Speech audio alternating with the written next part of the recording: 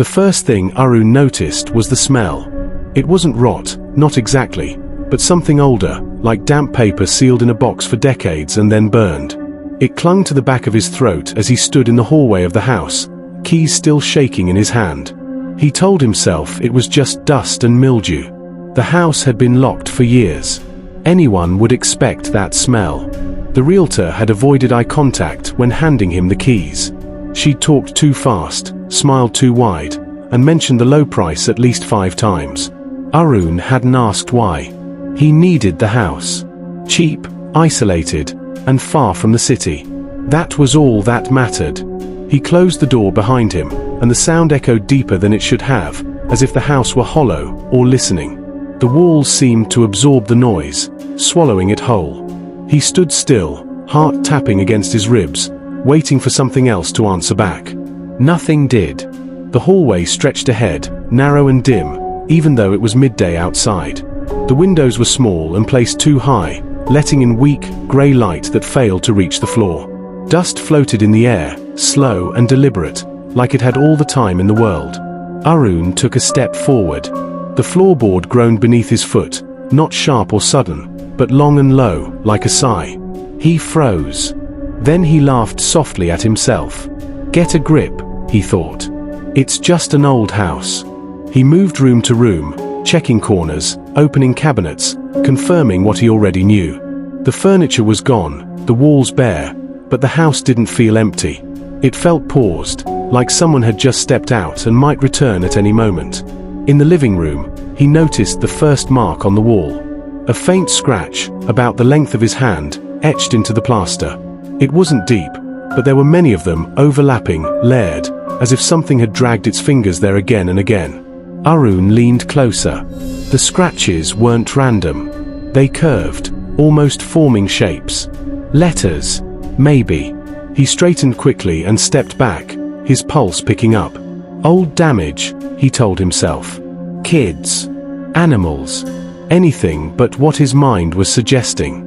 The basement door was at the end of the hallway. He hadn't planned on opening it, not yet, but he found himself standing in front of it anyway. The smell was stronger here. His hand hovered over the knob. A memory surfaced uninvited. His mother's voice, sharp with fear, telling him never to open doors he didn't understand. He swallowed and pushed the thought away. The door opened with a wet creak. The stairs descended into darkness so complete it felt physical, like a wall. He flicked on his phone flashlight and aimed it downward. The beam revealed narrow steps, each one uneven, stained with something darker than dust. The air was colder below, brushing against his skin like damp fingers. He didn't go down. Instead, he shut the door and leaned his forehead against it, breathing slowly until his heart calmed. He laughed again, louder this time, forcing the sound to fill the hallway. That night, he slept on a mattress on the living room floor. The house was silent in a way that made sleep difficult. No insects. No distant traffic. Just a deep, suffocating quiet. Sometime after midnight, he woke up. At first, he didn't know why. Then he heard it. A soft scraping sound, rhythmic and patient, coming from the hallway. It reminded him of fingernails dragging across wood. He held his breath and listened. The sound stopped. Seconds passed. Then minutes. He began to relax, telling himself it was the house settling, old pipes, thermal expansion. He turned onto his side and closed his eyes. The scraping started again, closer this time. Arun sat up, heart racing. He grabbed his phone and shone the light toward the hallway. The beam cut through the darkness, revealing nothing but the same narrow corridor he'd seen during the day. Empty. Still. Then he noticed the scratches.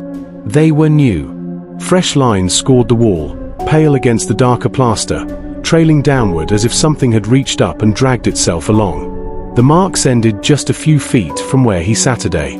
His mouth went dry. "Hello," he called, his voice thin and unconvincing. No answer. He didn't sleep again that night. Over the next few days, the house began to change. Doors he'd closed were open when he returned. Objects he hadn't unpacked yet appeared in different rooms. He found muddy footprints in the kitchen, Too small to be adult, too distorted to be animal. They always led toward the basement door. The smell grew stronger. He tried to leave. On the fourth morning, he loaded his car with what little he'd brought and turned the key. The engine sputtered, then died. He tried again. Nothing. His phone had no signal. He laughed, hysterical now, and slammed his fist against the steering wheel. Inside the house, something thumped.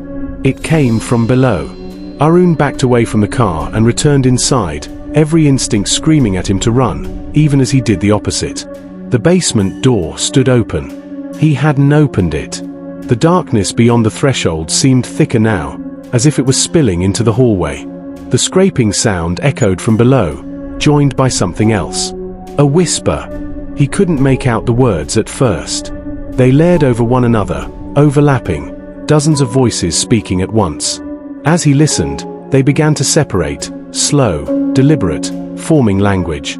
"Come down." He staggered back, shaking his head. "No," he whispered. The whispering grew louder. Memories flooded his mind, sharp and invasive. His childhood home. The locked room his parents never spoke about. The smell of damp paper and ash. The night his younger sister disappeared, and everyone pretended she'd never existed. His legs moved without his permission. Each step down the basement stairs felt like sinking into cold water. The flashlight trembled in his hand, illuminating walls covered in scratches, thousands of them, deep and frantic. Words were carved there, names layered on names, written and rewritten until they were almost unreadable. At the bottom of the stairs, the beam fell on something that made him scream. A door. Small. Child-sized. It stood at the far end of the basement, warped and swollen with age. The whispering poured from behind it, familiar now, achingly so. "Brother." Arun fell to his knees.